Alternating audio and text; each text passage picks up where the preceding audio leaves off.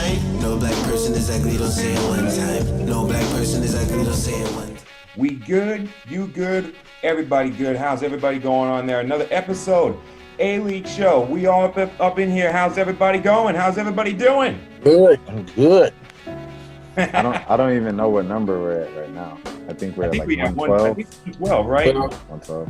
Shout out 112, you know what I'm saying? The apartment complex and the R&B group. That's my old apartment complex.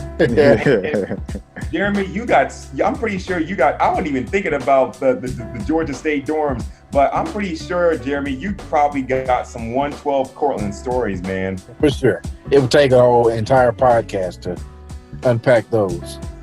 Those kids fall semester this year, they like flooded the apartment because a dude like broke the water pipe because he got drunk and broke the water pipe, and it like messed up the whole apartment.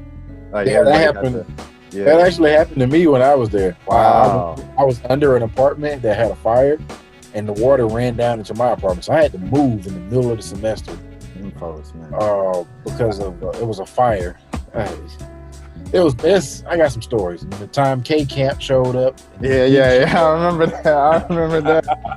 but he couldn't perform because he was sick, wasn't he? He said he had something wrong with his voice. What? Of course. Wow. 112 it has some funny stories, man. I remember one day they had what did they have? They had like one night they had like a bunch of like rappers, like underground, like popping Atlanta rappers just come to the parking lot, and they all stood on the cars and they were playing their music, and they're, you know how rappers be standing there just and they did that for like, exactly. They did that for a couple hours at night, like randomly, like throwing money and stuff. Like, it was like, I don't know, it's just funny stuff. Yeah. When you got it like that, you just got it like that. You know, that is what that entirely is. But I can only imagine, like, you know, you should do like, you know, Jeremy, you should do like a whole, like, you know, like you said, a whole podcast, you know, just rehashing old dorm stories from state, because, you know, some mess went down in those places there. And since the fact that they just build new dorms, it's one of those things where there are probably even more stories from there, but, you know, that is entirely what that is. But yeah, this, you know, we haven't, you know, recorded in a couple of weeks, and, you know, so much obviously has happened, including, you know, there's, you know, because we've been keeping up with it. You know, there was the Makura Maker decision to go, I believe it was to Howard. There was a lot of other things that happened, and there's also, of course, the anticipation of the return of the NBA season. Now, of course, you know, everybody is already giving all of their prognostications on who's going to win, who's going to be NBA champions and things like that. But also, there's a lot of talk about just how much is really going on, or what is going to go on, like inside the NBA bubble at Disney, or what could end up going on at the NBA bubble in Disney. And there's, you know, already been some, some concerns. Players have, you know, said some things about the amenities, and they said some stuff about the food and things like that, and what they could expect there. And then, of course, you know, we all know what Stephen A. Smith said about how he felt like some players are going to end up engaging in some extracurricular activities. So we all know what that is, you know, trying to, you know, dare I say, trying to bring the strip club to the Mickey Mouse Club, if you know what I mean. But there's a lot of stuff going on with that. And, you know, I just wanted to see, like, you know, how everybody was feeling about it. Yeah, I just wanted to, like, you know, just see what, you know, what's going on, and, you know, just so much anticipation. Well, I was gonna let Jeremy go first, but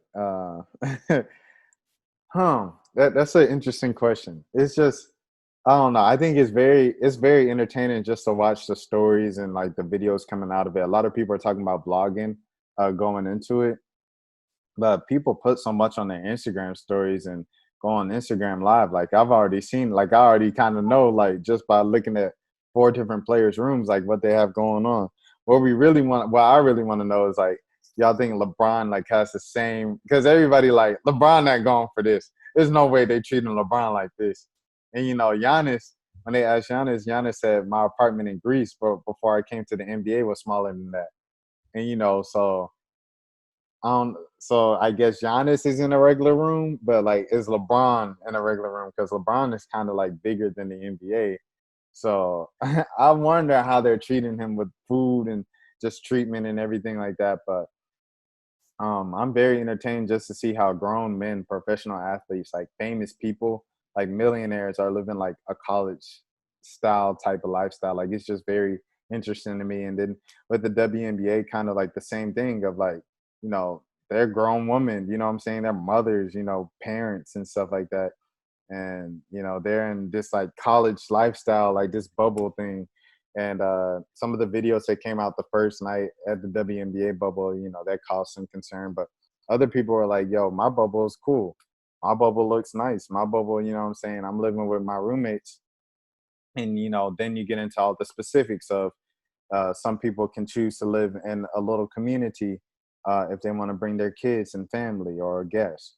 Some people can choose to live with a bunch of roommates in like a more nicer looking place. So I don't know. There's so much that goes into it, but shout out to J.R. Smith for giving the most entertaining bubble presentation of them all out of both leagues. I really enjoyed Pat Beverly, to be honest.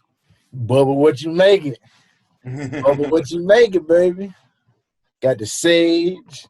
Nah, but yeah, I think it's really cool because it's like, you get to see. Honestly, to me, this is more like the Olympics. Like it's like you kind of get to see a small sample size of what that experience is like, without the players being able to go and travel places and hang out and stuff. And we've all heard the stories about, the interactions or the entanglement between the players, athletes of different sports that go on in the Olympic Village. So, yeah, I mean, I think that's cool. I think it's going to make for some great stories, in years, down the line when we hear about things that take place over the next couple months in that bubble. Especially, I think, the NBA bubble and the WNBA bubble and, the MLS bubble as well. Like, I think I wish there was a way that we could be guaranteed that we'll get a 30 for 30 based off of what's going on. I'm sure somebody has a camera down there. Like, oh, for sure. Just In the age of content they got. Yeah, so I'm looking forward to seeing all that comes out. It's been cool to, like you said, watch the players, kind of showcase what they're going through down there.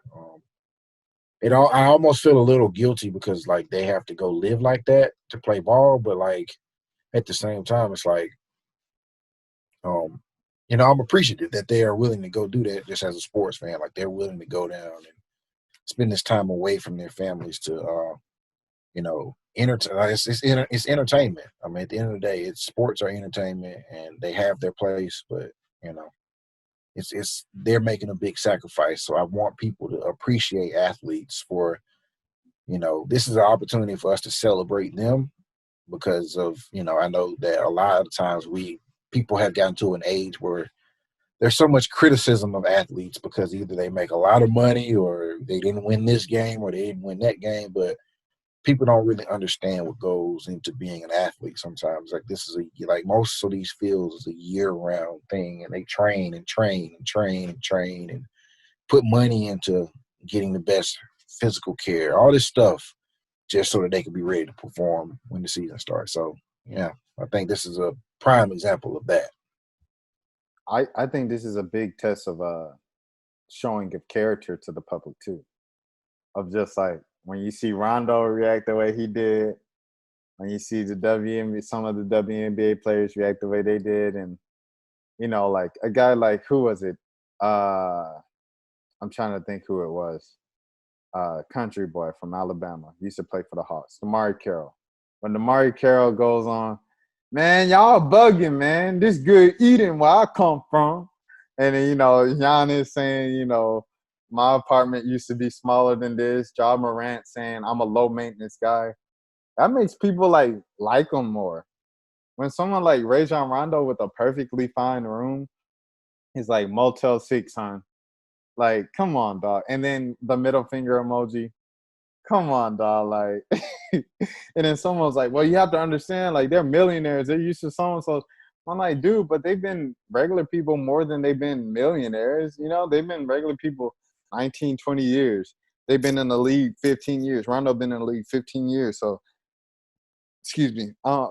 This is a big test of like how out of touch of reality are you?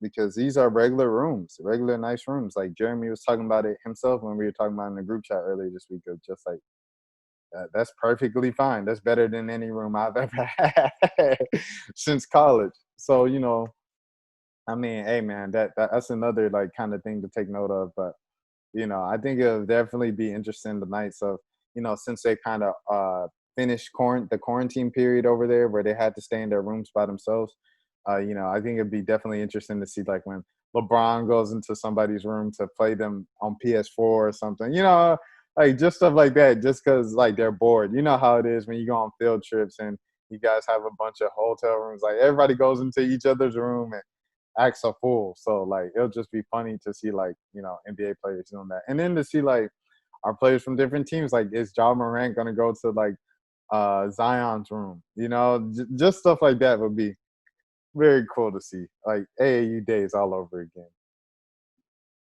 Exactly. That's what I was, that's what sort of what I was thinking. Like when, Jeremy, when you brought up the point about the Olympics, that's kind of what I was thinking, because it's so ironic that before COVID hit, obviously this was supposed to be an Olympic year. And of course, basketball is an Olympic sport. So a lot of these players, when there was, when we started 2020, a lot of these players, especially if they were supposed to be picked for USA basketball, they were really like expecting, this to happen. They were expecting to, eventually be, in a bubble, but obviously like, an Olympic bubble in Tokyo, obviously, but obviously things changed. But I think that really and truly, I think that all of this content, all this stuff that's coming out, from both NBA and WNBA, I feel like it's actually something that really, when you think about it, it's actually kind of getting me a little bit excited to tip off ball, because it's, I just think that really and truly, like, this is,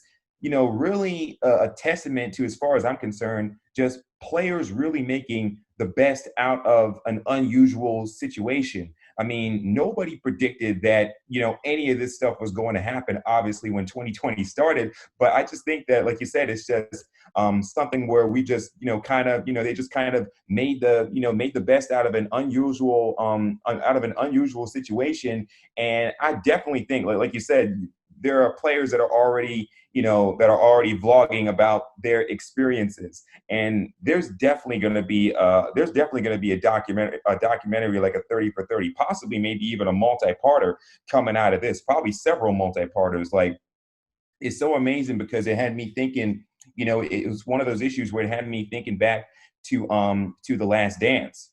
And it made me think about the episode where it was talking about Dennis Rodman and how he was partying with Carmen Electra in Las Vegas. And it just had me thinking, like, what's going to come out of this? Like, what wild stories, like, are we going to hear, like, in the next year, in the next 5 years, in the next 10 years? Like, what sort of stories are we going to hear? Are we going to know more about once all of this gets filtered out? Because trust me when I say, there are going to be some wild stories coming out of this. Like, they're going to anything sneaking in women is going to be under wraps for the next 5 years at least.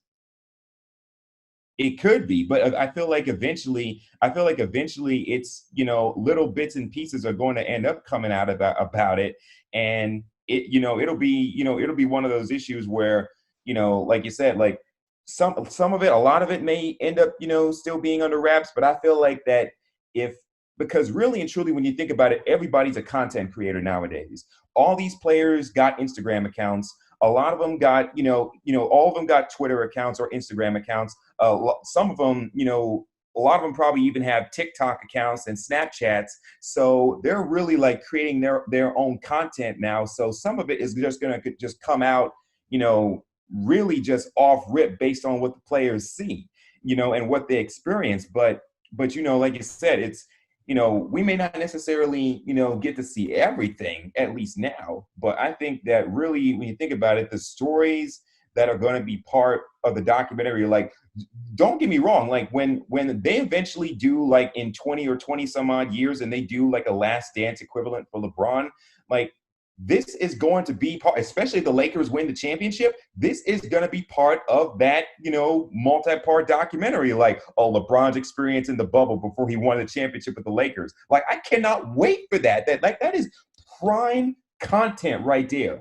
That is prime content. And even on the WNBA side, the fact that Sabrina Ionescu played her first season with the Liberty in the bubble, it just got me wanting more. Like, it got me slick excited, really. The question I have for y'all that Keem just brought up now, do y'all think that LeBron's documentary will be watered down a little bit more, being that, like, he already puts out so many documentaries right now? I think there are so many things we don't know about LeBron, or there are. I that's the thing I think about. I think that there are. You know what? Now that I think about it, though, they had the one about, what was it, more than a game. So that kind of answered stuff about his high school life and growing up life, and he had a whole movie about his high school life, the one with the Drake song, Forever. More than a game, yeah. So I don't know. I mean, I think you may be on to an interesting point there with LeBron, especially. He's kind of been the guy that's been open and out there, unless something controversial about him is going on behind the scenes that we just don't know about. But yeah, no, I think you may be right about that. I think that he also has an Apple series coming out, and the first episode is like the Boston game. I don't know if you saw that advertisement. I did see that get advertised, and I know he's probably got more things in the works. So, I think it'll be, if they do something like The Last Dance on LeBron, it'll have to be through the eyes of somebody, not him. You know what I mean? We've seen it. We've seen it through his eyes this entire time because he tells us. So, I mean, that could be true. And another thing about LeBron is, like, we've seen all of this up to this point. I still think he has quite a bit left for him to happen for him, because we'll see him play another 5 years maybe, and he'll be a contender throughout those years. And I mean, who knows?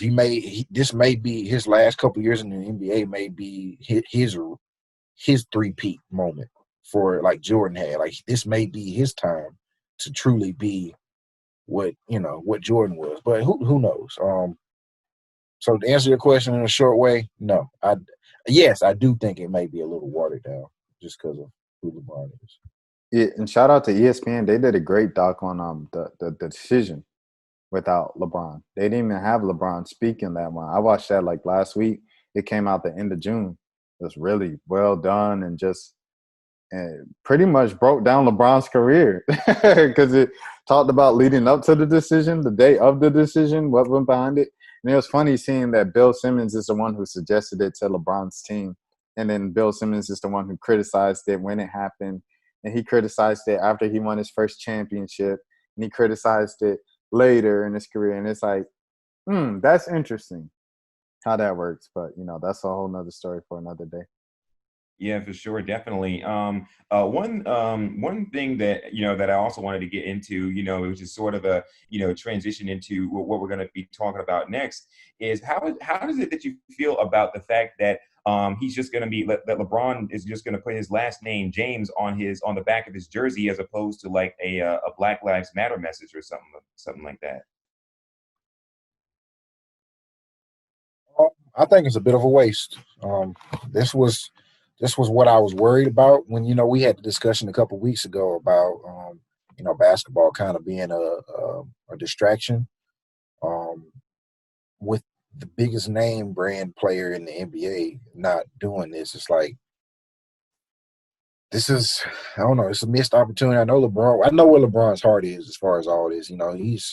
He's never been soft spoken about this topic, so I don't question where LeBron's intentions are when it comes to dealing with social injustice and stuff. So I just think that this was an opportunity for, people who didn't want to come back and, want to, have a chance to sell that message and continue to hammer it home. I feel like this was a little bit of a missed opportunity for him. And I do feel like I kind of wonder if another player had been involved in, like, bringing this to people's light other than Kyrie. how LeBron would have reacted to this. I can't help but think about that because it's like I feel like Kyrie he's a very intelligent player and a very intelligent person. I mean, so it's like he left LeBron in Cleveland, and I don't know. It kind of felt like he wanted what LeBron had. So there seems to be a little bit of tension there that is just kind of unsaid to people. And maybe this is a way of knocking it, but that's kind of overthinking it a little bit. But I don't know. All in all, it's a missed opportunity, and I don't know how I really truly feel about him not making that move because it's like I don't know. He has the biggest voice in the sport, and looking on the back of his name and looking and seeing James while everybody else is doing all these really good messages and that'll be what his is about himself. That's not a good look for him in this particular moment when we're trying to make basketball. We're doing it, but it's kind of like this is still secondary. You know what I mean? It's like when Kobe died, he wore Kobe's jersey, right? And then that was such a big deal to Twitter, like that they got that picture of him wearing Kobe's jersey, kind of like a symbolic way of saying like the torch has been handed down, like you carry the torch now. I mean, when I first heard about these jerseys, I was like, that ain't gonna do nothing. The people who gonna care gonna care. The people who don't care aren't gonna care.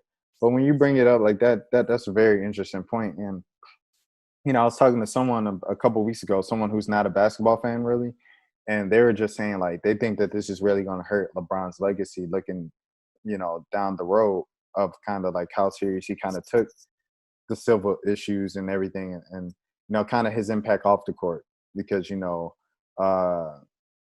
might not see it now. Right now, we might just see LeBron added another championship to his resume.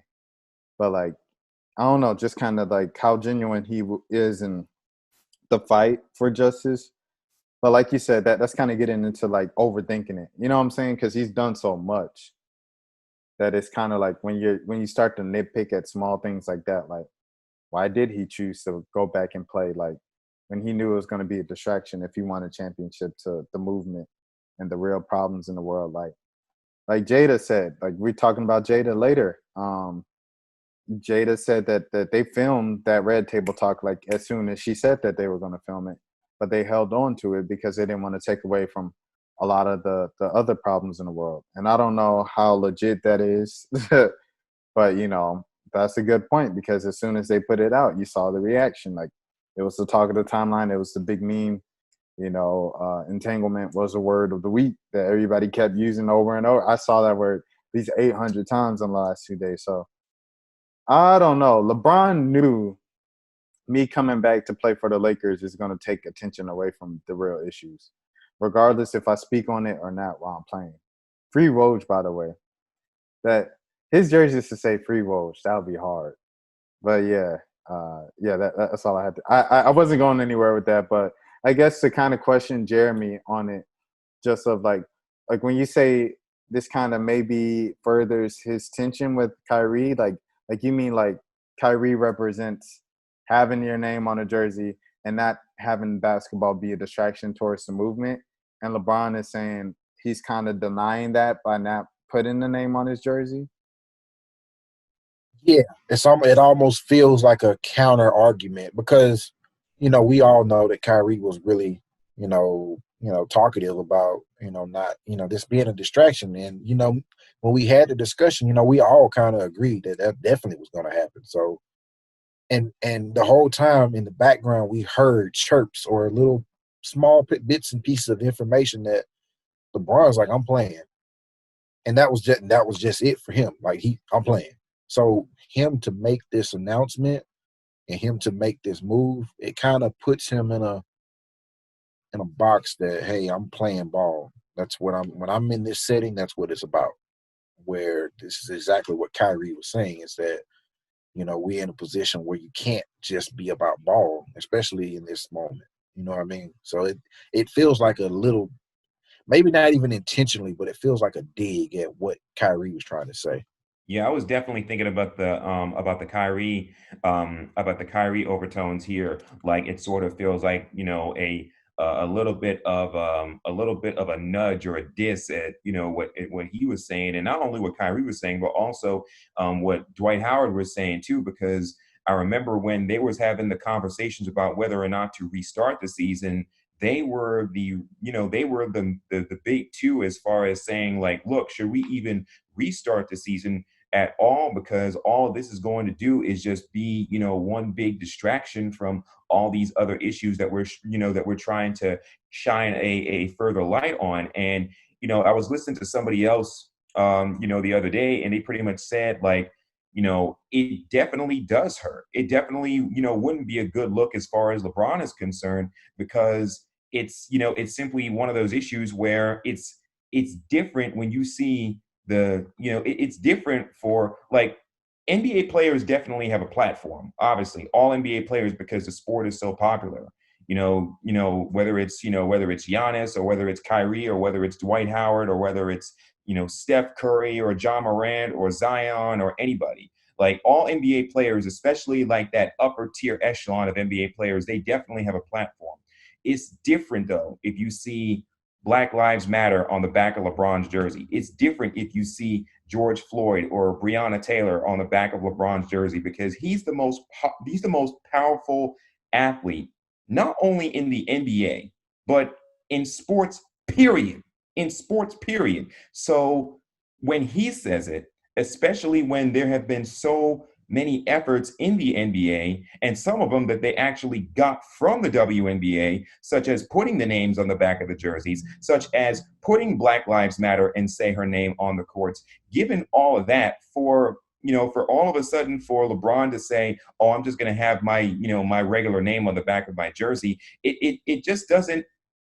It's just one of those things. I just feel like it's just not a good look, and I do feel like to a lesser extent, it just kind of takes away from that message a little bit. That's really trying to be shined in this time where there's so much of a conversation about social justice issues and how we can move forward, and it's just different if LeBron LeBron has definitely been outspoken about these issues, but I feel like that when he does something that sort of takes away from it, I feel like it definitely takes away from the whole movement as a whole, really, when you think about it. But, as far as that's concerned, at the very least, LeBron still has a much better standing than one person who has become very, very, very well known, their name in basketball circles, and that is Kelly Loeffler. And we'll talk about that, a little bit as we go on. But it's so amazing that you want to talk about somebody who has really become like just reviled, because she said some stuff,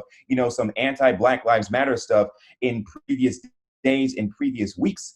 And she has been like, just excoriated. Like, for those that don't know, Kelly Loeffler, senator from Georgia, co-owner of the Atlanta Dream. Like, I have never heard watching television and listening to radio and listening to shows, the Atlanta Dream get mentioned this much, as they have been mentioned in recent days and in recent weeks. So it's kind of brought more attention to the Dream. So thank you, Kelly Loeffler, for that. But yeah, you got to go somewhere with all of your rhetoric and all of your mess. But it's so amazing how she is how she is a WNBA co-owner, and it's one of those issues where the W has been so prevalent. Like, before any of these other leagues, like, really was pushing the whole thing about Black Lives Matter and pushing everything as far as social justice and really bringing attention to police brutality.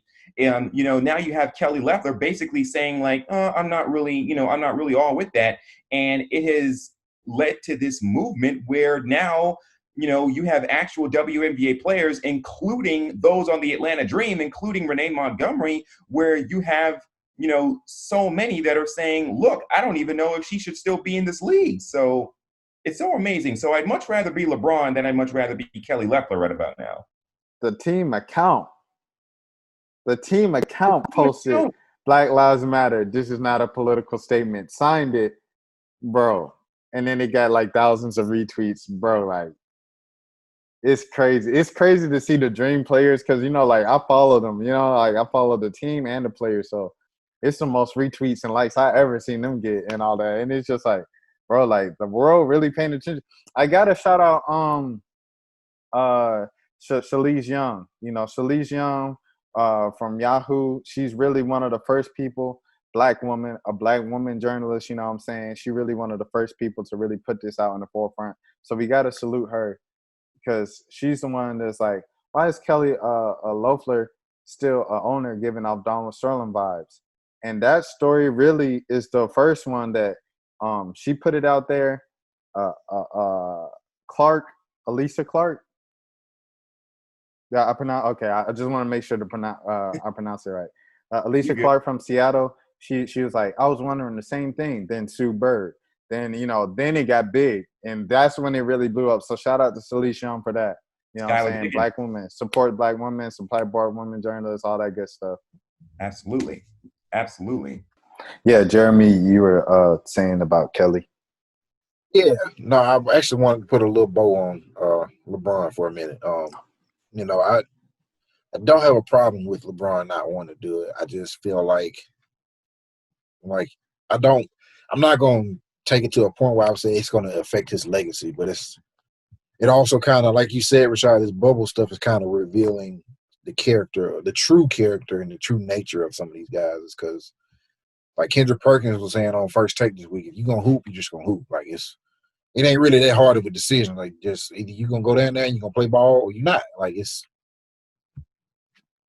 so with this, it's like either you're going to be a part of what's going on with the movement and, making sure that this message is found and make sure that this message is heard, or you're not. I mean, you can do it your way, but this is a great opportunity, an unprecedented opportunity. I don't remember ever having an opportunity like this where sports leagues have allowed you to change your name to say the names of people who have been killed like this. I've never seen this happen before. And even MLS players took the opportunity to do this. So I don't know. It's unfortunate that he's taking this stance, but I don't think any less of LeBron because he did that. I just wanted to make sure that was clear.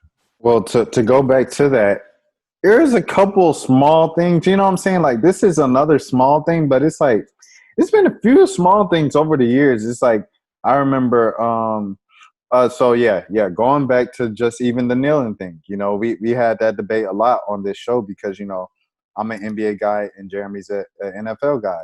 And he was like, well, if the NBA is so progressive, why aren't the players kneeling? And I'm like, well, LeBron said he could do, more with his voice than just kneeling. And it's like, okay, so that was kind of like the first small thing of like, why didn't LeBron just kneel? Like, if you know you're that powerful and you have that, why don't you do it just to show that that image, that you stand with Cap? You could pay to find your LeBron James. So that was the first thing. And then it was the protest. The protest, Kendrick Lamar, Kanye West. LeBron James isn't more famous than Kanye West. I mean, they're up there like near each other, but Kanye West is more famous. So for Kanye West to go out to a protest, but they had the videos of LeBron, riding a bike around LA, working out, staying in shape with AD. Kendrick Lamar is out there at the protest in LA, all these other people. And it's like LeBron didn't go outside for the protest. That's another thing. It's like he didn't go outside for the protest, but he went outside to work out with his boys, with the team, with the Lakers to stay in shape. And now this thing, and and obviously you can say the China thing, which conservatives use the most, but they use that just kind of as like a all lives matter thing to degrade what he's done. But there's been a few instances where LeBron could have easily just did something to show like I'm not just saying it, I'm showing y'all. And he's done that with he's given more millions than I have to the movement, you know what I'm saying? And he's opened up one more school than I have, but there's still like certain things. It's like these are just small kind of things that you could show of solitude of support that you haven't, that you kind of declined. So I'm with you 100% on that. That's kind of what I was getting at because Yeah, I think you're 100% right. And like I said, we all know where LeBron's heart is on this, just because we've seen it. We've seen him do stuff, but then also he's done it separate from everybody else's message, and it has me wondering a little bit about why that is. So I think that's all we really need to say on that. But that's definitely a question mark that I do have about you know where he actually is. I know he opened the school, which is great, but um, that benefits him in the long run if we really think about it. So I think, like the kneeling thing, when we had that debate, I was like, LeBron said, okay, well, I can do more with my voice. Then, okay, well, your voice is not going to cause you to lose money. Whereas Cap put his entire career on the line, and LeBron didn't want to put a couple $100,000 on the line. So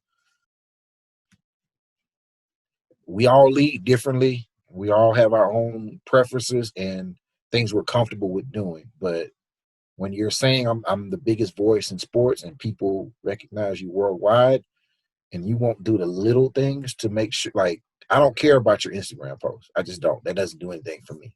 But I don't know. I'm with you, Rashad. So, It's just something to take note of. And then to anybody who might be listening or watching, they're like, who cares? Like, it doesn't matter. Like, it does, because like one of the knocks on Michael Jordan is Michael Jordan, didn't stand up, and they're like, LeBron is far away than Michael in that respect. And then it's like, is he really, or is it just doing it for the look? Because when it gets to a certain point, a lot of times he's kind of chose to step back.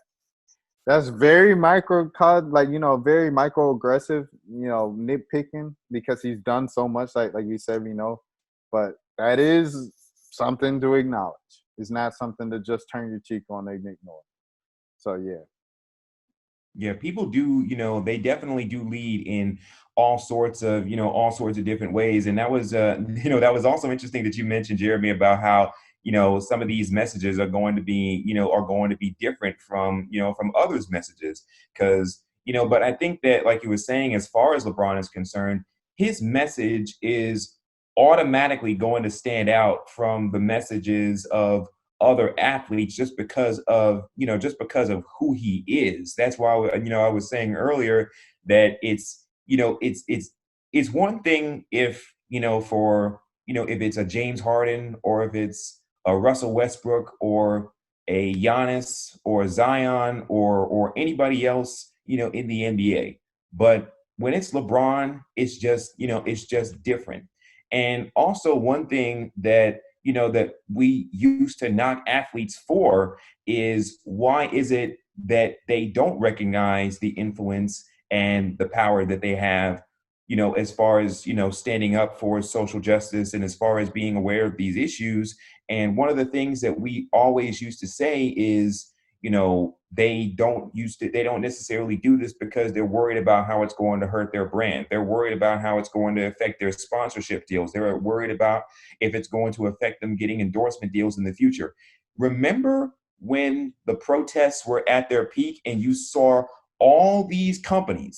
you saw so many companies all of a sudden come out the woodwork, and they were posting Twitter and Instagram posts saying Black Lives Matter, say her name, Breonna Taylor, George Floyd. So many companies that you wouldn't think, that you wouldn't think would have anything to do with Black Lives Matter or say her name or anything. All of a sudden, it became one of those issues where it became sort of a marketing standpoint, because I think that really and truly, not only did it make them look good, but also I think it's something where, when the movement is really used for good, that's an acknowledgement of, oh, wow, like, we can't just, create, like, McDonald's and Walmart do this all the time. You watch, you turn on BET, and it's one of those issues where you always see them, like, doing black commercials. Big Mac.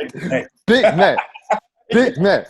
Yeah, that's what you always see. It's always them too. If you turn on BET, you turn on TV One for just like an hour or two, you are almost guaranteed to see a Walmart or a McDonald's commercial targeting black people. That is so true. You're almost guaranteed. It's so amazing that you see all these companies. So all of a sudden it's become something where now, because there's so much attention that's being brought to the movement, all of a sudden it's become somewhat cool and to say Black Lives Matter. And there's a good side and a bad side to it, because it's one of those issues where, yeah, you can, hashtag Black Lives Matter in an Instagram post, or you can post a black square, on an Instagram post, or you can commit to, not spending any money on July 7th.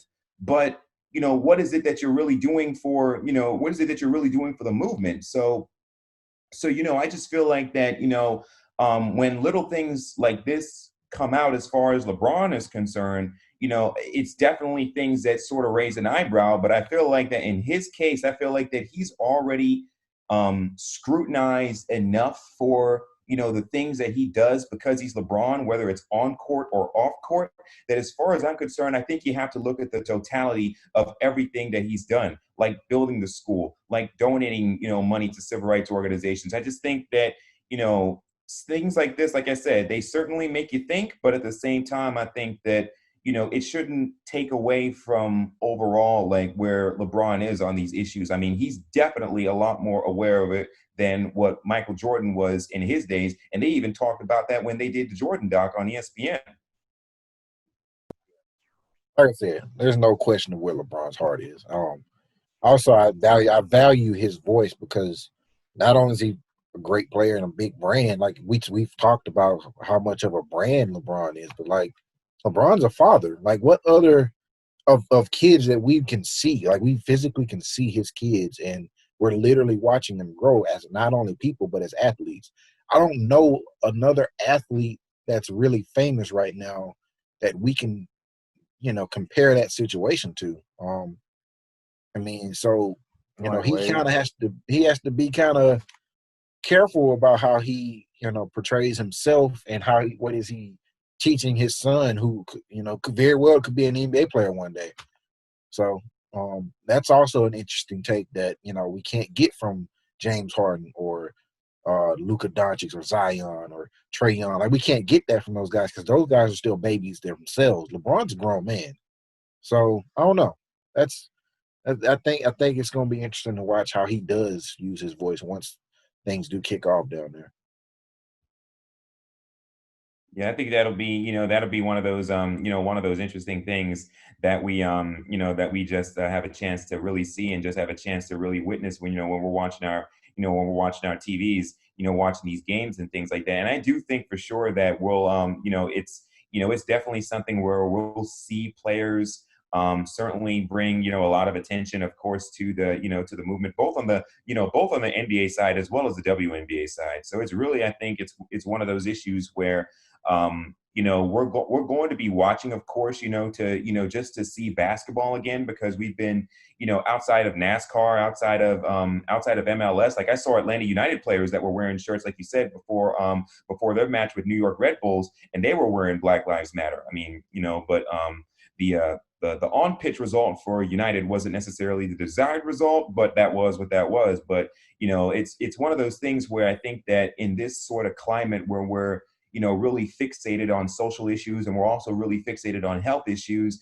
it's something where, yeah, eventually we want to see what the final score is. But I think that so much attention has just been really brought to just all these issues, that it really is bigger than the final score in more ways than one. And that can apply with LeBron. That can apply with this Kelly Loeffler situation with the Atlanta Dream, and the fact that she said that she's not going to sell her stake in the team. So there's just really so much going on. But it's definitely healthy, obviously, that that we're having this conversation. But in addition to everything else, obviously that is going on, and there's just Wait, hold on, Keem. I wanna continue to talk about Kelly a little bit, because I felt like we didn't slander her enough.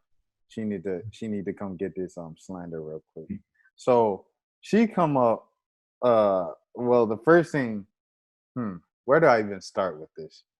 So a big thing. I kind of had a. Well, yeah. You're right. The moral thing. So in March, just to kind of get a gauge of her morals and where she sees things, she had insider information, right, with trading, and it was pretty much like she invested in things that were going against people who were suffering or something like that from the coronavirus. Like I forgot the specifics of it. I shouldn't have brought it up if I don't know the specifics. I from what I understood, she was in a meeting about things that were going on with the coronavirus, and as she had stake in companies that were about to suffer because the coronavirus was going to have um, impacts on the economy. So she sold her stocks off and made a lot of money off of those stocks. And within the next couple of weeks, those stocks were worth about half of what she sold them for, just because COVID hit and these companies had to lay a bunch of people off. They were closed. They couldn't do all that happened. So she stole her stocks before, but she had insider information because she knew the situation with COVID and that closings were coming. And in addition to everything else, not only that, but she's also reportedly bought stocks in companies that were going to benefit off of the virus, while also saying in public that this isn't really anything to worry about. That's what it was. So, And her husband is the head of the New York Stock Exchange. doesn't her husband own part of the Hawks? I think I heard That I that. don't know. Yeah. I don't know the answer to that. I saw someone comment that on a Facebook group, so you know how those things are. But but anyway, so yeah, that's just her moral kind of compass, just to give you guys a background of all of this. And then she goes into the thing of Black Lives Matter and it's funny the people who, I don't want to get too political because we have jobs and our jobs are to be. So I think I'm gonna pull back. I'm gonna, you know what I'm saying, I'm gonna bow out, but I'll say this, I'll leave it at this. I think it's very interesting to see the people who oppose Black Lives Matter. Their umbrella of safety is to kind of attack Black Lives Matter, like the organization and its mission statement, as opposed to just the saying Black Lives Matter. I think that's an interesting thing to know, and I'll leave it at that. Yeah.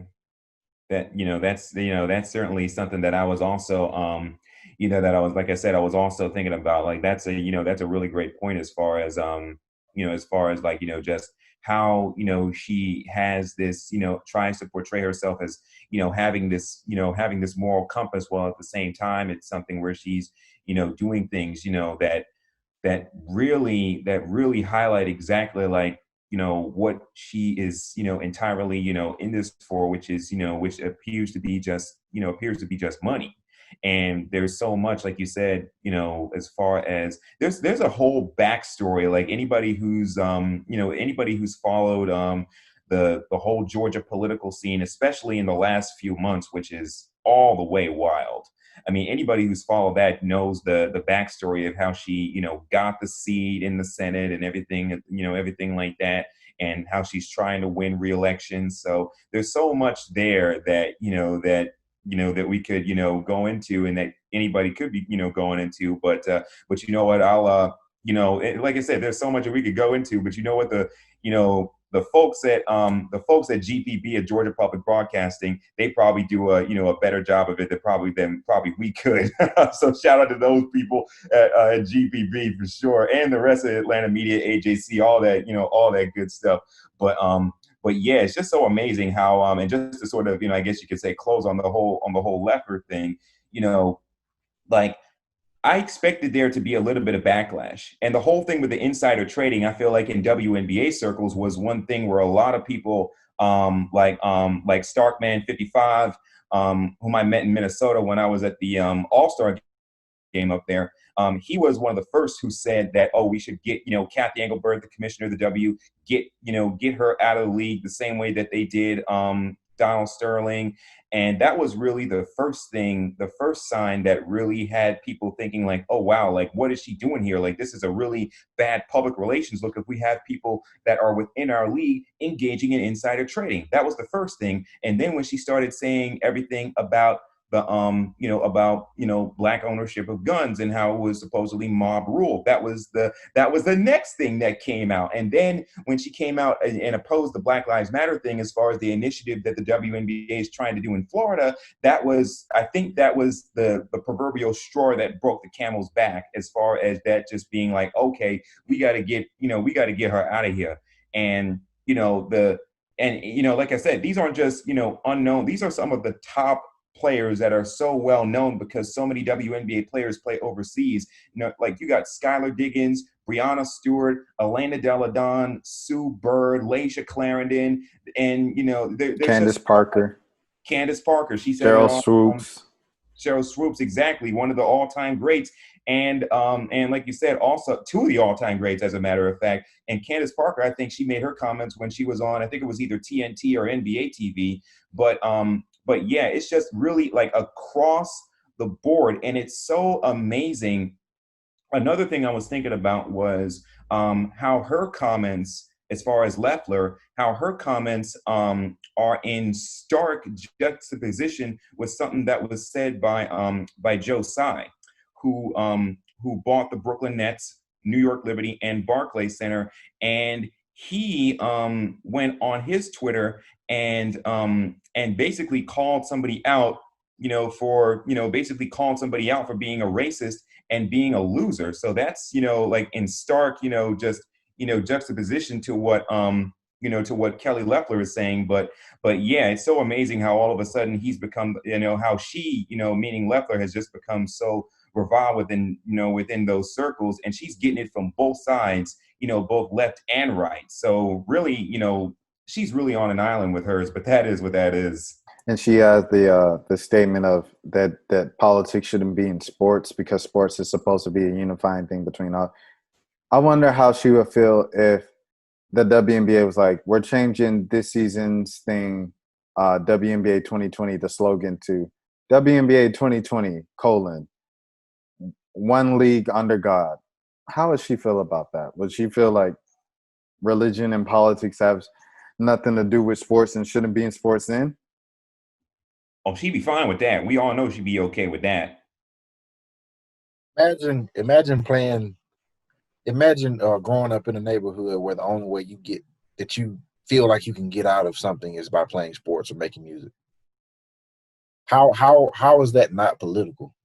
Like, you're talking to a demographic of people who have been around groups of people that the only thing that they had an opportunity to free themselves from their current situation was to be able to put a ball in a basket, to jump higher than other people, to run faster than other people, to make themselves the best athletes possible.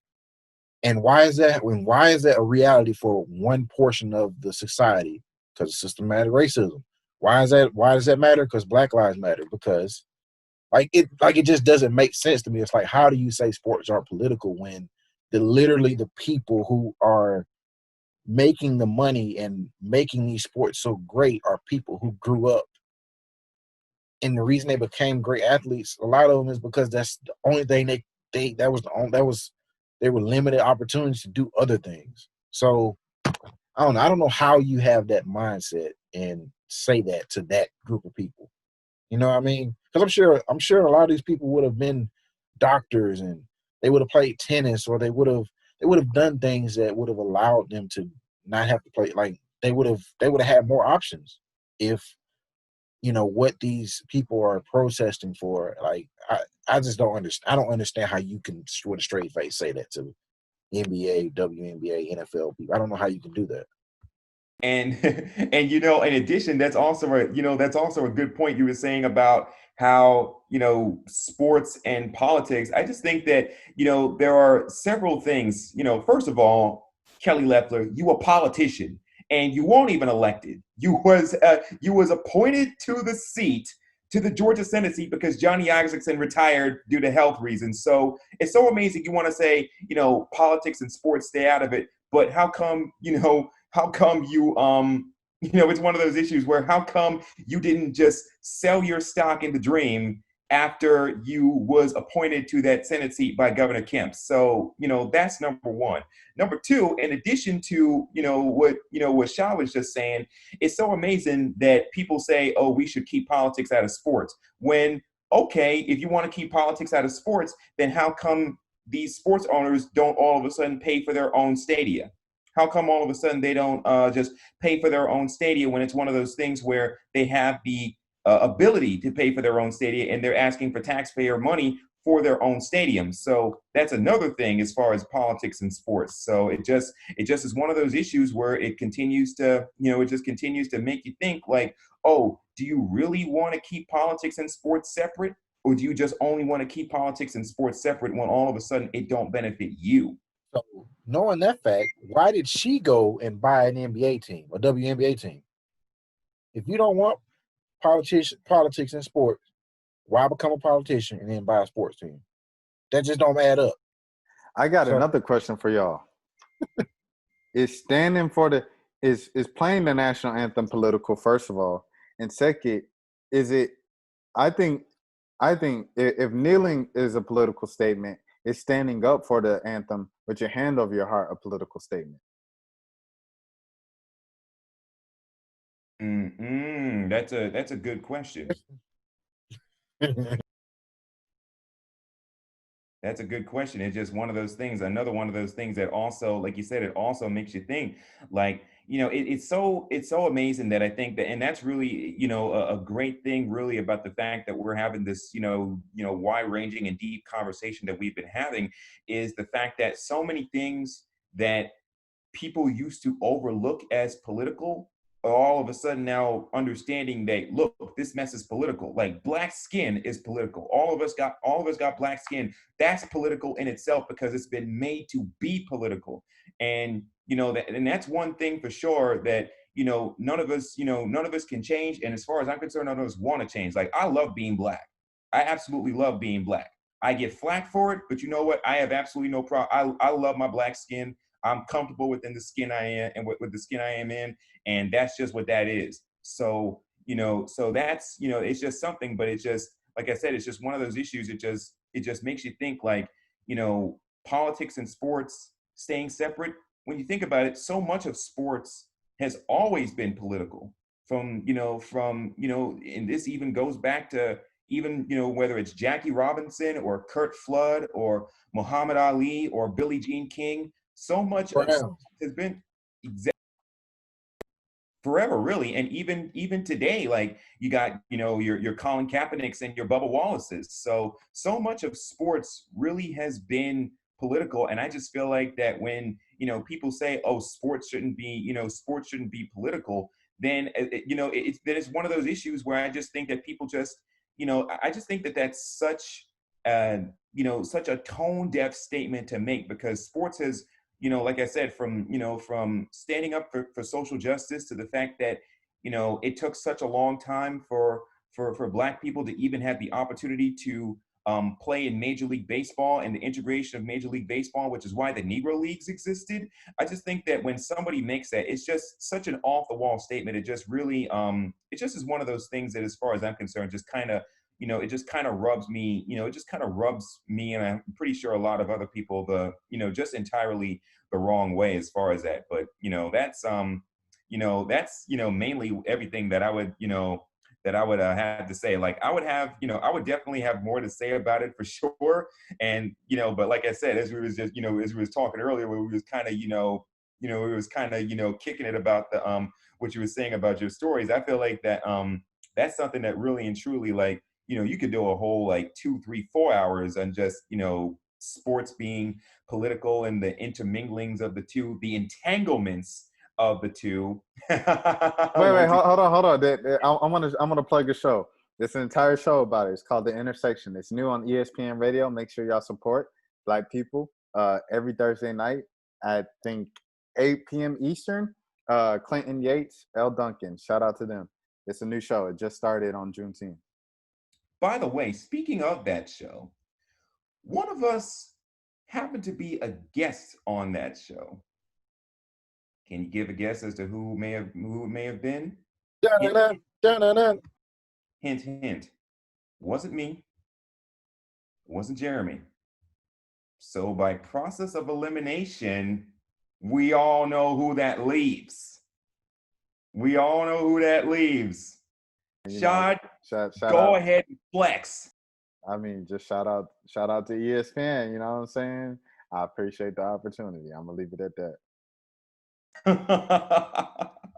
You go, man. Keep it modest. I hear you. I hear you. For those watching, for those listening, Sean's he's just being modest. He's just being all down to earth and modest. But I know for sure that when he got the call, thinking that, it was one of those things where he got the call and was on, because I was listening on my car radio. Like I was just listening on my car radio, and then it became one of those things where I heard a very familiar voice, and I was like, wait a minute, I know this voice. I know this voice. I heard this voice before. Like this is something. So yeah, absolutely. Like, but yeah, definitely congratulations, Shab, man. Like that's that's just one of those things that is just, so, just so great to see, just seeing all of us, really, as I'm saying, obtaining and maintaining for sure. But before we get on up out of here, we Much would appreciated. absolutely, it is absolutely what it is. Like, you deserve it for sure. You deserve it for sure. But yeah, and in addition, also shout out to Eric. I know he couldn't be here, couldn't be here this episode, but he had this he posted something on Bleacher Report as well about just how Atlanta has just become, an that was epicenter. great. That was great. That was great. Yeah, and that was, that got a lot of attention, went viral. So so also shout out to Eric, for that as well. But hold on. Keem, yes, we're getting into it. Now that we got all the BS out the way, congratulations, the Black Lives Matter. We get into the real issues that's going on in this country. let's do it. Let's the real do it. issues. And we kind of teased it. A couple other times. We kind of teased it a little bit earlier in this show.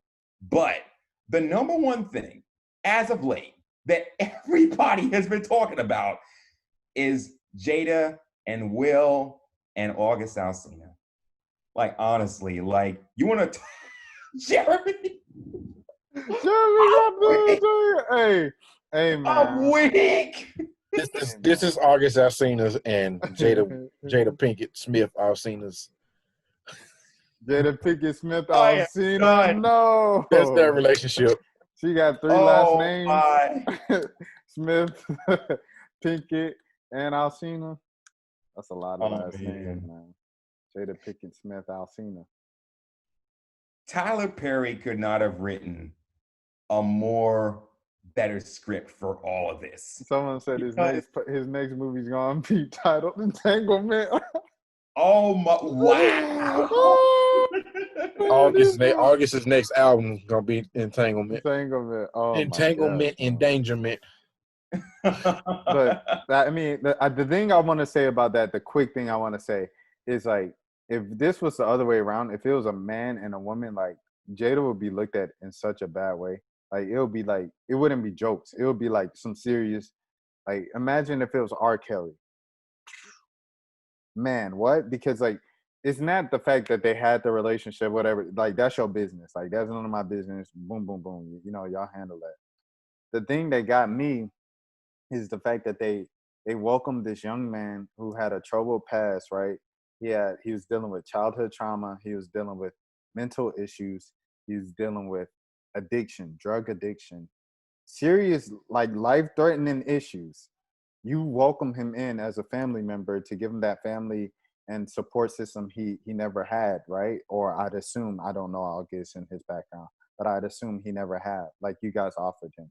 You welcome him in like that, you get him well, you get him on his way, and then you take advantage of him sexually. Like, he's in a vulnerable state and you take advantage of, like, I mean, not even take advantage of it, but you get a vulnerable young soul. With with no intention of having a real relationship. Exactly.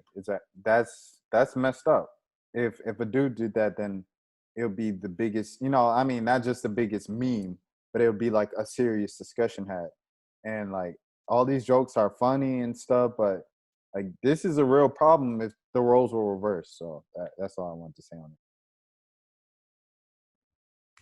Yeah, it is. It is one of those, one of those huge issues. It really, I think that, talk about, things like that on the regular. It's something that, has me, just really thinking a lot of thoughts about everything that had gone on. And it's one of those issues where, it would be, it definitely would be different if if the roles were reversed, with everything. Cause, I think that really and truly, when you think about it, it's just one of those issues where the whole, the whole thing, as far as how we see, men and women, as far as relationships and things like that. Because one of the things that I saw on Twitter is that, Will and Jada were really, they pretty much like had an open relationship. That's one of the things that I saw that people were saying, that they pretty much had an open relationship. So if it was something where they tried to really help out August Alsina with his issues, and then it just became something where, it just became what it became, then that's certainly something. But I think that really and truly, I think that one of the things that is so prevalent is, just how we see, as far as like the roles of, relationships, and then, bringing in other people in. I think that, really and truly, I just think that it's something where, I think that honesty really, I think, is really like, just so key. And if there isn't anything of that sort that's, that's really going on, and I think that these issues definitely get, these issues definitely get a larger lens when it's celebrities that are all of a sudden in the spotlight. But yeah, I just think that overall, like, if the roles were reversed in this, like, it would, like, everything is certainly how it's being, portrayed. It definitely would be different. There's no doubt about it. I don't have as much to say, because I think you guys hit it both hit it. And I do think it would be a little different if it were a man, but who knows? Honestly, I don't really care personally about that. I don't care about their personal business. I don't care what they do. I think this is a little icky when I think about it. But I feel bad for August Alsina a little more than I do them, because, like Rashad was saying, he was in a vulnerable place and dealing with some real stuff. Like, he was dealing with some real stuff. So when he said it, that's why I kind of felt like I don't think he would be lying. That's why I immediately believed him. And then the second part is, you coming out like and saying this stuff. How do you feel now? Like, it's like you didn't get a positive. Like, they kind of didn't deal with him. It was just kind of like, this man came outside. I felt like I was in love. I was happy, and I was happy I could die right now because I was happy to know that I loved all this really telling stuff about how he felt about this woman. And she came out and said this man was an entanglement. Can you imagine? Can you imagine what your feelings would be like if that's what somebody said to you? I mean, I don't know, man. It's a lot. And it was a lot for no reason. So, I mean, that's all I got to say, man. It's just an entanglement. I don't know, man. Just whatever. Sometimes it's just one of those things where you just have to just chalk it up and say, you know what, that is entirely what that is. But we out of here. Another episode. We in here. Now we out here. So let's get on up out of here. And as we always do our sign-offs, and just do what we do. RashadMilligan.com. You can follow me on Twitter at Sabrina Anesky.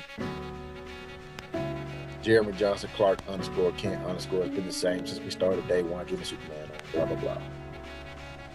As it is for sure, and it is for sure, and it is for me too. Akeem Balaam, Twittergram Beyond the W, Prep Girls Hoops SC. Check it out. We out here till next week. See you later, and don't get up in any entanglements. Y'all must thought that I was gone with Spread the whole time. I don't want friends, I want Audis. I don't want cars, I want Rarries.